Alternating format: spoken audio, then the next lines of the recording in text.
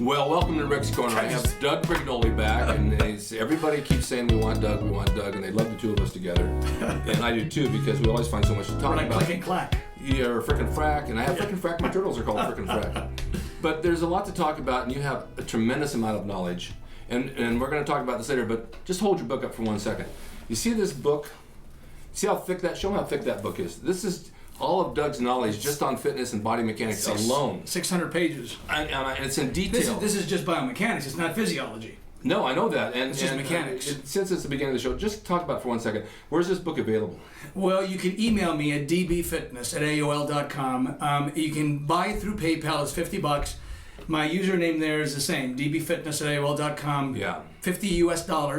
And then the PayPal thing has your email address there. So you don't even have to send me an email. Once I see it, I just send it to you by way of Dropbox. And the reason I'm even bringing this up is because Doug has so much knowledge and things we talk about on the show, and you guys love what he talks about. Now you can have it in the book as a reference, and you can refer to all these things plus more that we haven't even discussed yet. So I wanted to say this at the beginning of the show because people tune in and sometimes they turn off towards the end. They don't want to see it. So it's almost better to talk about it now because it is available. And I believe in you, and I believe in your book and your knowledge. Thank you. That's why you're sitting here with me today. It's useful information. It cuts a lot of the waste. Yes, it does. A lot of the wasted energy, wasted time, and injury risk. That's for sure. Yeah. But let's talk a little bit, because I have a lot of people who want to know about Mike Mentzer and his brother, how they train with the Arthur Jones method, and Casey Viator and all those guys that trained down in DeLand, Florida when Arthur Jones was alive. Did you ever meet him? I never met Arthur Jones, but Mike Mentzer and Ray Mentzer I did. All right, what do you think about their training to exhaustion and then taking those days off? Well, the heavy duty thing was maximum effort. Their theory was that you do fewer sets, but you don't waste anything. You get the most out of each individual set. You maybe do 1 or 2 warm-ups in, and then you blast it with 1 set with drop sets, and that's it. That's been refuted, actually, scientifically now. They've done a number of comparison studies, and they found there's really no way that you can trade intensity for volume. You really do need to have a certain number of sets. Okay. So you're going to get better results if you do, let's say, as an example, 10 slightly sub-maximal sets, as opposed to 5 totally maxed out sets. Okay.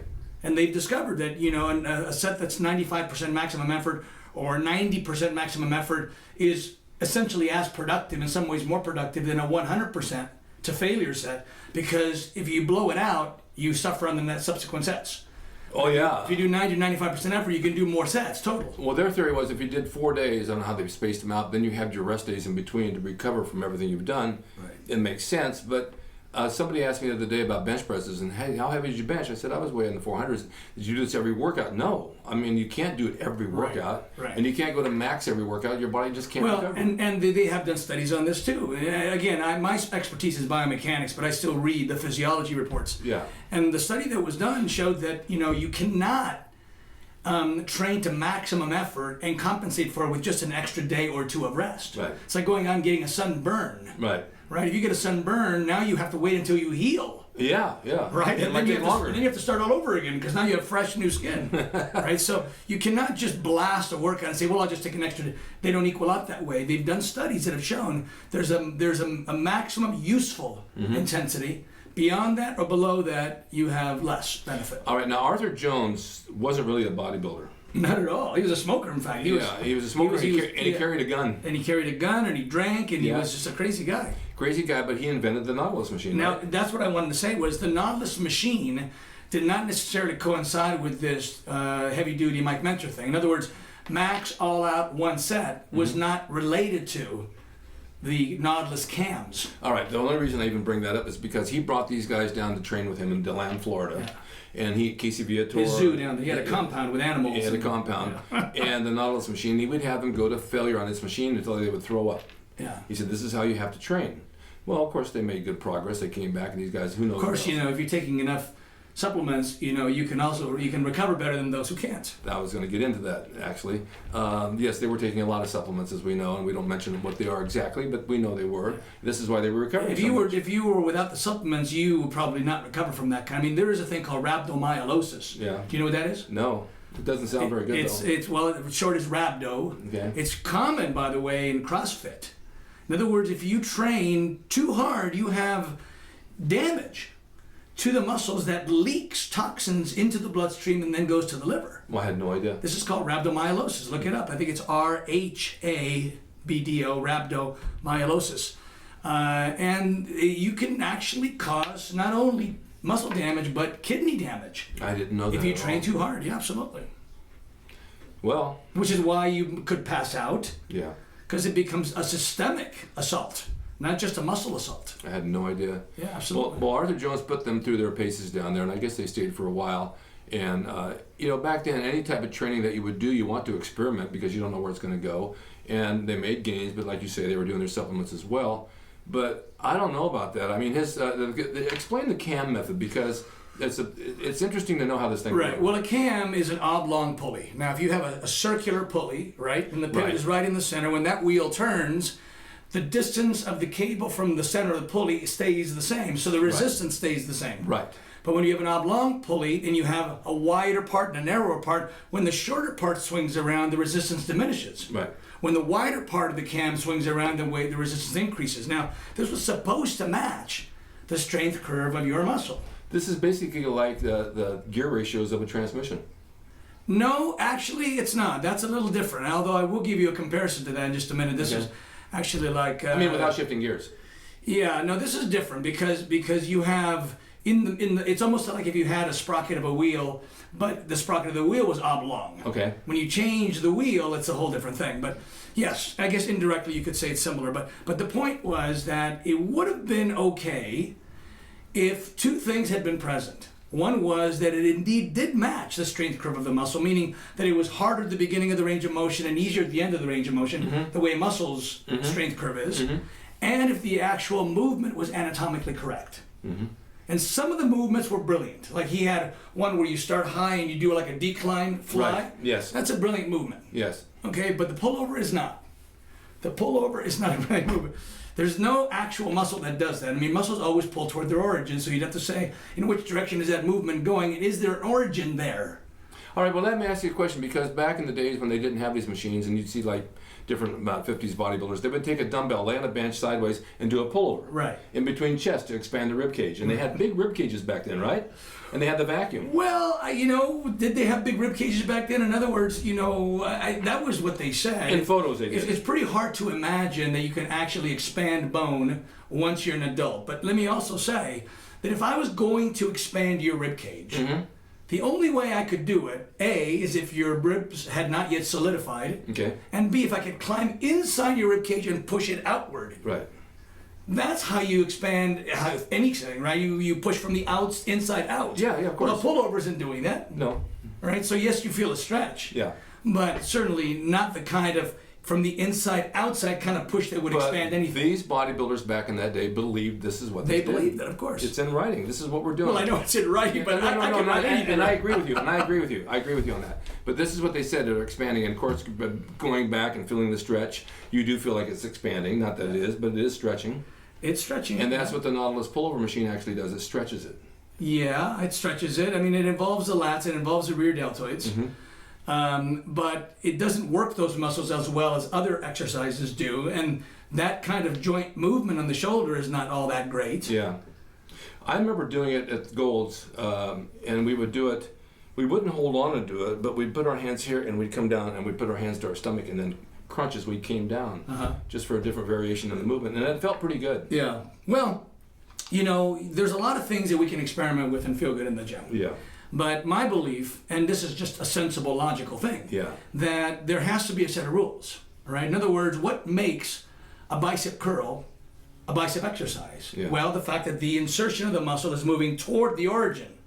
That has to be present, right? There's a shortening, there's an extending, right? If I put you on your side and I give you a dumbbell and I say curl this dumbbell while you're on your side, guess what? You're not going to get much bicep tension. Not much at all. Right? Because the direction of the resistance isn't going the right way. Right. It has to go opposite your concentric movement. Right? So there are rules, right? And the more you conform to these rules, the better the quality of the exercise. And once you realize there's about 12 or 13 rules, you say if you conform with all of them, you have the highest rated exercise. You have one that rates a 9 or a 10. If you only conform with 2 or 3 of these rules, then you have an exercise that maybe has a value of 3 or 4. Okay. So when I tell people, like, the idea that you always have to switch up the exercises would only make sense if you're switching from a 10 to a 10. Or a 10 to a 9 to a 10. But if you're going from a 10 to a 3, 10 to a 4, anytime you decrease the value of the exercise, the muscle doesn't care that it's new. It only cares that it's not as good.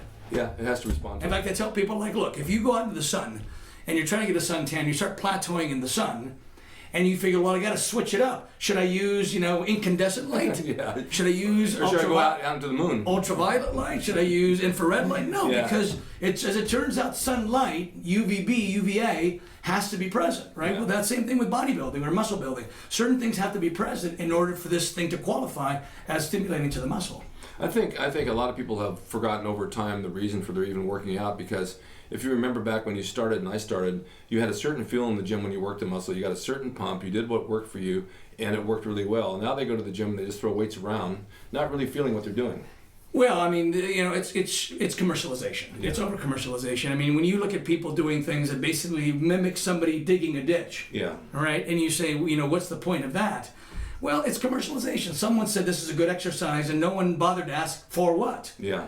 There's so many people, which I'd like to get in another subject at some point. I went to a couple of dinners this past week, and people come, gee, Rick, I want to get in shape, and I'm at the gym. I'm doing cardio every day, and I'm not losing any weight. I said, because you're doing cardio every day. Yeah. You need to do something else, and you need to watch your diet. Yeah. And then they go through the diet, and then they don't want to hear what I have to tell them. Well, I can't eat like that. I said, well, then you're not going to lose weight.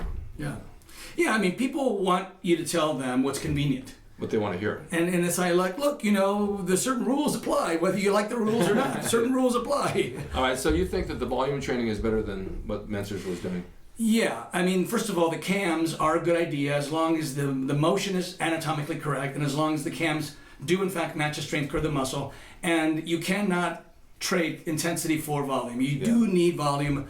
Brad Schoenfeld has done some great studies on that sort of thing, but he's not the only one. You definitely need a certain number of total. Back in the olden days, the Arnold Schwarzenegger days, right? I think I can remember the some Rick of that. days. It was typical to do 4 exercises per body part, Yes. 5 sets each. Yes. We did 20 sets of body part. Or it was 3 exercises of 10 reps. Right. You go way back. And people would always look for like a magic number. What's the magic combination? Is it 10 of 10 or 5 of 20? Of course, right? of course. It's like, it doesn't work that way. No. Right? It depends on where you're at. It also depends on level-wise. the person. Yeah, but it depends on where you're at. If you're in a novice, you can tolerate fewer sets. Yeah. When you're advanced, you tolerate and need more sets. Right. That's just the way it is. You just like 10. I mean, if you accommodate an hour of some, pretty soon you need 2. Yes. Pretty soon you need 3, right? And pretty soon an hour does nothing. Right. Right? So that's the way the body adapts. Anyway, the point is that you would do 20 sets, and you would swear that the reason why you were getting the good results was because you did 4 exercises. Mm-hmm. No. The truth is, it was because you did 20 sets. That's true. If you would have picked one good exercise and did it for 20 sets, you would have had as good or possibly better results. And some people did that. And I would say to people, look, everyone sort of blames or gives credit, I should say, to the wrong thing. Yeah. You need volume. You need X number of sets. Yeah. And now it may not necessarily be 20. I'm not saying that's the right number for everyone. But the fact is that more is always better than less if you've adapted to the less. I remember training at Steve Davis's gym back in the 80s, and I would do I remember coming out of doing 25 sets of body part. But only be 2 body parts a day or 1. And 25 sets, I thought, how in the world did I ever do that? I do 12 now, and I get the same effect as I did with 25 because I'm older. Well, and not only that, I also think that as you get more familiar with the exercise, you can actually get more benefit per set because you can focus better, you can contract the muscle better. In the beginning, you're sort of all over the place. Right. You get better at extracting more benefit from a set. I'm sure at that time I was overtraining. I'd come home down Van Nuys Boulevard. I'd be falling asleep at stoplights. Yeah, but when we're full of natural testosterone and we're full of piss and vinegar, and you can do 40 sets of body part if you wanted to. Yes. You'll still survive. You try to do that now, and all hell will break loose. I had a girlfriend back then I trained in, and this is going back a long time ago. She was in awesome shape, and she was just really beautiful, and she wanted me to come over every night. And every night she would attack me and pull me into the bedroom. I said, you have to understand something. I'm exhausted. She said, well, I made you 6 bran muffins. Eat those and get your energy up. So I did. Or work out less, you would say, right? Work out less. But I was exhausted. But she'd feed me these bran muffins all the time. Don't you? I said, they're going to make me go to the bathroom. They're not going to give me any more energy in the bedroom. A lot of fiber, yeah. A lot of fiber. Yeah. Well, that's interesting to know. So volume is what it's about. But, Arthur Jones was a heck of a character, wasn't he? Yes, he was. Now, he didn't patent that idea. He was the first person to come up with this oblong pulley idea. Right. And he was encouraged to patent it, but he hated attorneys. Yeah. He was a weird dude. And as because of that fact, he refused. Now, of course, you know, everybody owns patent. Everyone owns that concept, and everyone can do it, right? Yeah. But he would have made more money than he did make if he would have patented and licensed the concept. It was a whole different world back then. I mean, he reminded me of a short version of Howard Hughes, and then he reminded me of a version of the guy who shot, was it Kennedy? Harvey Oswald. He looked like him. Yeah, he did look He looked like him. You see old black and white photos of him. But carried a gun. He was always fearful for his life, and someone was going to kill him. God knows why. By the way, there's a new article that just came out that's called "Why Highly Intelligent People Are More Likely to Have Mental Illness." Why is that? I don't know, but he was obviously highly intelligent, and he probably was mentally ill. Yeah. And there's a lot of people that are very, very, artists are oftentimes very, very creative, brilliant, but a little bit off balance. Most of them. Or depression, bipolar or something. It has nothing to do with what we're talking about. But so if you're feeling a little crazy, it's probably because you're super smart. Yeah, exactly. But you look at some of the people today that have so much fame and fortune, and you see them, and you know who they are, and I can't name all the names, but they're not happy people. Yeah. They're not happy. Yeah, they have a pretty distorted perspective on things. They do. They should be really happy that they've arrived where they've arrived, and yet they're not. No, and they're not. But the biggest thing ever, and for you guys out there and you and me, is that we were just talking about, how long we have to live. Right. And I was saying on my birth certificate, there's no expiration date. It's wide open. It's wide open. Yeah. But if we wake up healthy and we take care of ourselves every day of our life, that's the key to everything. Yeah. You don't have to be the biggest. Yeah. You don't have to be the best. You don't have to have the hardest muscle, but you got to have your health. But I will say, though, that knowing that we have an expiration date, knowing that we have a certain limited amount of time, right, can be used productively, because ultimately what we all should be wanting is to say, well, how much time do I have left, and how much more life can I squeeze in there? How much more can I see? How much more can I learn? How much good can I do? How much more people can I benefit? Right. How much more money can I make? Whatever you want to do, don't waste any time, because time is limited. Yeah, don't waste time. I mean, it's like I got a new knee and I'm walking, and I can walk faster and I walk slow. I've always walked slow. My girlfriend says, "Why are you walking so slow?" I said, "There's no hurry to get there. That building's not going anywhere. Yeah. I'll get there when I get there." There's a fine line between cramming too much and cramming not enough. Right. I mean, I don't want to go crazy and cram everything into it, but I want to enjoy my life like you do and you do out there. And every day should count to some degree. You should have a list. I always made a list of things I want to accomplish every day, and I go through that checklist to make sure they're all done. And so many people get it and want to say, "I don't even know where to begin. What do I need to do?" You got to have a list of something you're accomplishing. It's like a bucket list. Yeah. Things that you need to accomplish, and then next day you move ahead even more. Always keep your life moving in the right direction. If the train sits still on the track, it's not going to go anywhere. Right. Hey, the other day I was listening to that. I don't know if you have ever heard the NPR show, the Tappert Brothers. No. They're known as the Car Guys, and they're brothers, right? And one of them has actually passed away now. So what we're listening to now are reruns.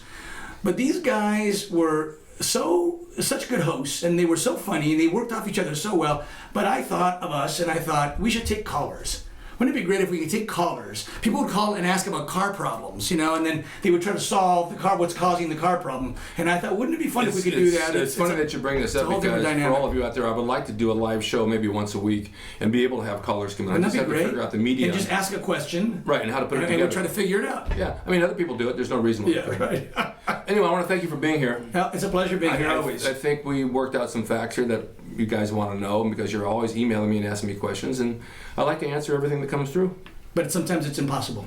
There's just too many questions. All we can do is our best. We can try our best. And don't forget Doug's book, because it's a valuable piece of information here. You'll learn from it.